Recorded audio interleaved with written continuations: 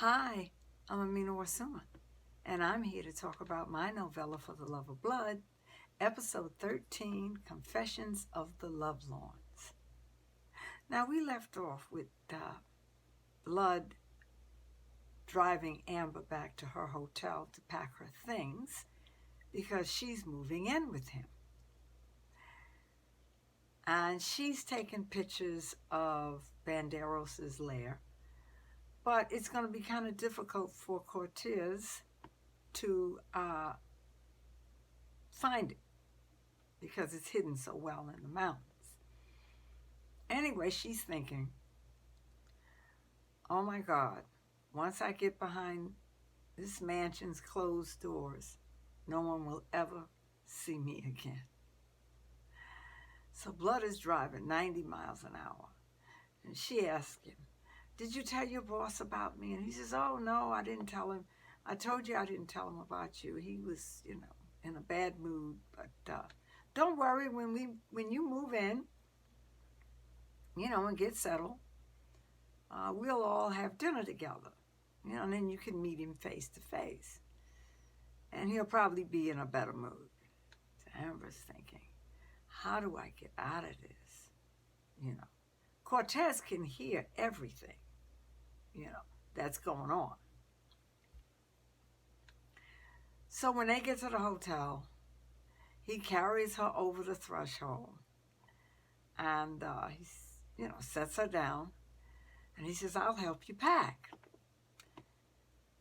So he opens her drawers and he, where's your suitcase? And she pulls the suitcase out from under the bed. She takes the camera off of her neck and lays it down on the bed table.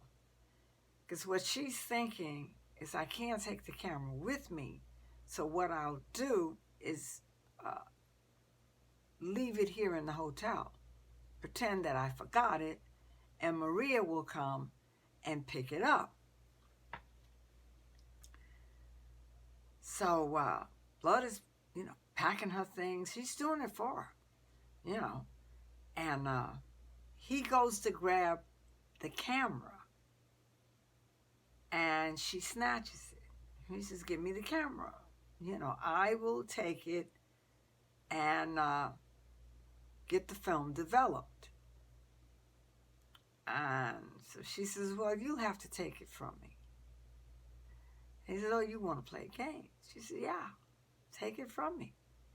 And so she knows basketball really well. And he didn't know that, she knows it. She's maneuvering with the camera and he's trying to get it and she's blocking him. And they do this little sexy dance, she's, all up on him and putting the camera behind her back and, he goes to grab it and, he can't. And finally he hits it and it falls on the floor and cracks open.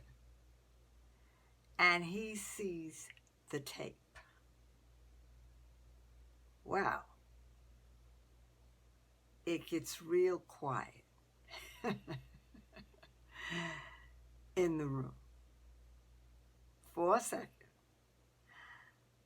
And he says, you've been taping me? And she said, well, Blood, let me explain. He says, you've been taping me all along. And she said, well, let me explain. I'm an undercover DEA. I didn't want to become that, but I was forced to become it. And if you can just work with me, we can have victory together. They don't want you. They want Banderos. And Blood explodes. That is my boss. He has given me a new life, a life that not the DEA could give me, the FBI could give me, the government could give me. No one has ever given me a life, and he has. And if you think 1 second,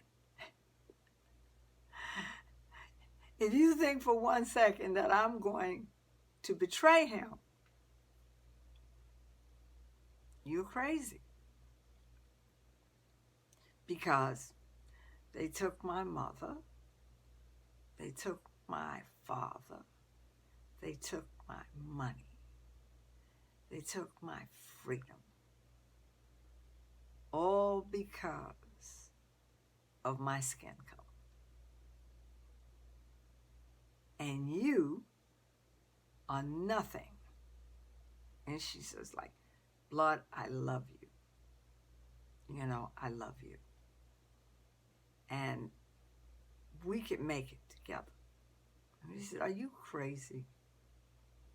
You are nothing but a 2-bit H. And she freezes. You know, he throws her totally off guard. She just freezes because she thought he loved her. You know, there was something there and she could save him. And he tells her, you know, you're no good. You know, you betrayed me. You know, you're nothing. And she's saying, I love you, you know. I want the best for you. And we can walk out of here. I can have your record expunged. You know. All the things that you did in the past, I could have it washed away. I'm in that position. Just give us banderos. And he just goes into a rage. And he grabs her. And he beats her. And she fights back. You know, it's martial arts versus boxing. And he gives as good as he can get. But he beats her because she freezes, you know. He has this power over her. And when she freezes, he just beats her. Now he beats her all in the face, he kicks her, he throws her all over the room. And, I mean, her face is bloody. And she's down for the count. But she doesn't stay down. She gets back up and he knocks her down again. And so he decides, I'm going to call Banderos. I'm going to let him decide what to do with your ass. And at that point, she knows once she gets behind Banderos' closed doors, she's a dead agent. Because no agent has ever, you know, came out alive. And so Blood goes to the phone to call Banderos. And Amber grabs the gun out of her handbag and shoots him in the heart. He falls dead on the floor. On the phone. He falls dead on the phone. And she gets up. She goes over to him and holds him. she just breaks down in tears. I mean, tears mixed with blood in her face, and oh my God. But her love was strong for him, you know. So she sits for a while and she thinks about it. And then she gets up. She puts the phone back on the hook, goes into the bathroom, cleans herself up, takes off her clothes, you know, puts on clean clothes, and the phone rings. And she answers it, and it's Miguel. And he said the hotel clerk called him because he heard a ruckus going on in the room. So Amber said, well, didn't you hear me, you know, through the camera? Because Blood got the camera and he broke it. But before that, he said, you must have not had the camera on because we didn't hear you. So Amber's like, oh my God, I never had the camera on. And I'm waiting for the cavalry to come, and nobody shows up, and I'm faced with Blood, you know, and he's beating the crap out of me. He could have killed me in here, and nobody came, you know, nobody came to the rescue. So again, I had to come through this by myself. That's what she's saying. And he said, well, what didn't kill you made you stronger. I'm sorry, you know, I couldn't get there sooner. Said, but the cleanup crew is coming. And she says, yeah, because Blood is lying here dead. And I will be waiting. So she hangs up the phone and she sits in the chair and she just thinks. Now, Blood has the suitcase, like his suitcase with money. It's on the, he had put it, you know, on the floor while he was packing her things. And she goes and she opens the suitcase. She sees the $100,000 in it. She closes the suitcase back.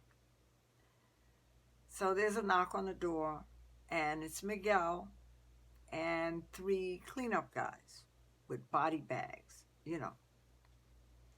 They put Blood in a body bag, and they tell Amber, well, Miguel is going to drop you off, and we are going to take Blood with us. So Amber leaves, you know, she finishes packing her things, and she's keeping the money. You know, so Miguel said, well, I'll help you with that anti-tashi case, tashi case. And she said, no, that's okay, I'll keep it, you know. And so she said, you can take the big suitcase. I said, well, we're going to take you back to, I'm going to take you back to Cortez's. She said, you mean I'm welcome back? Oh, yeah. You know, you got to get your, what do you call that, examination. You know. So the 3 guys put Blood in a car, and they drive by Tito's garage, and they throw him out of the car and drive off. And Tito's men shoot at the car, but they're gone. And Blood is dead in the road. You know. And naturally they tell Banderos. It seemed like, you know, the town just went quiet. Because now Amber is clear. she's covered, you know. Tito's men are going to say some DEA men uh, killed Blood and threw him out of the car. So she's like, her cover is not blown. And Banderos finds out that Blood is dead. And he really takes it hard because Blood was like a son to him, a son he never had. And even though him and Blood were the same age, he just felt like that was his son and that Blood was going to inherit his empire if anything ever happened to him. And he gets really hurt. No, he's in pain.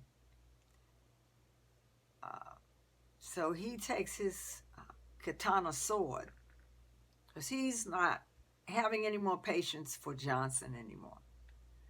Like, he's tortured him to the point where Johnson is not talking. And now that Blood is dead, this is the fourth strike, you know. And so he goes to the warehouse where Agent Johnson is tied up, and he chops off his head. And he says, this is for Blood. Now, meanwhile, Amber is at Cortez's, and Maria shows her to her room. You know, she's beat up, you know, and she puts ice on her face, you know, to keep the swelling down. Cortez is not available. She doesn't see him,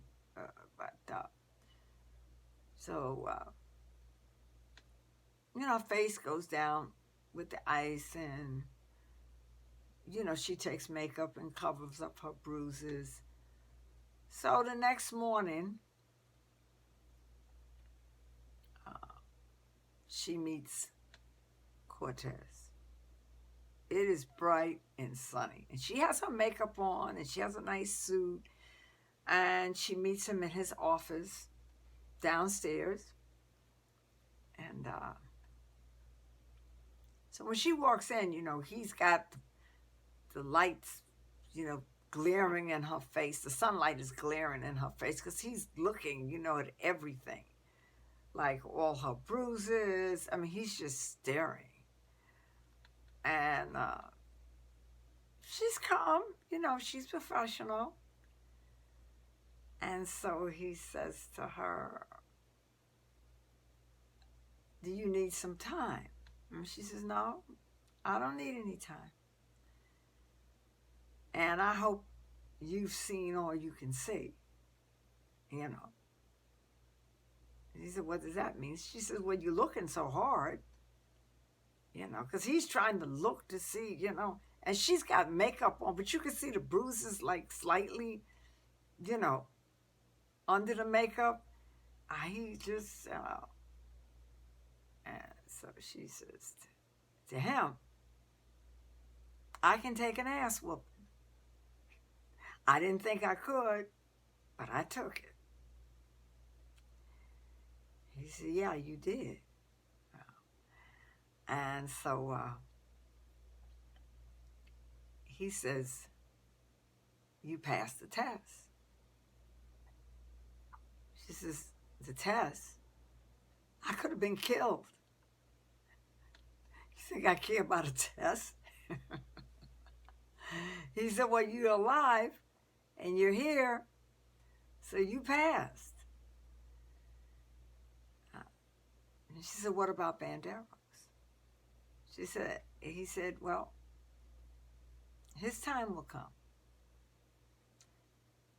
But now we know where he is located. You know, we can bide our time and figure out a way to take him down. So Herman said, you mean you're not going to go and arrest him? I said, no, we can't just go in there and arrest him. We have to build the case, you know? And he says to her, you passed the test. Welcome to the Agent Zero program. And your name is Amber Stone, Agent Zero. Are you ready for your next assignment? And she says, more than ever.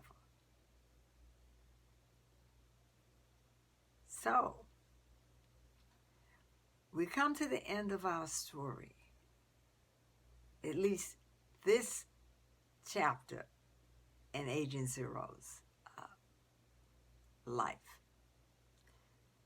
Now, this was the beginning. So tune in for episode 14, Amber Stone, Agent Zero.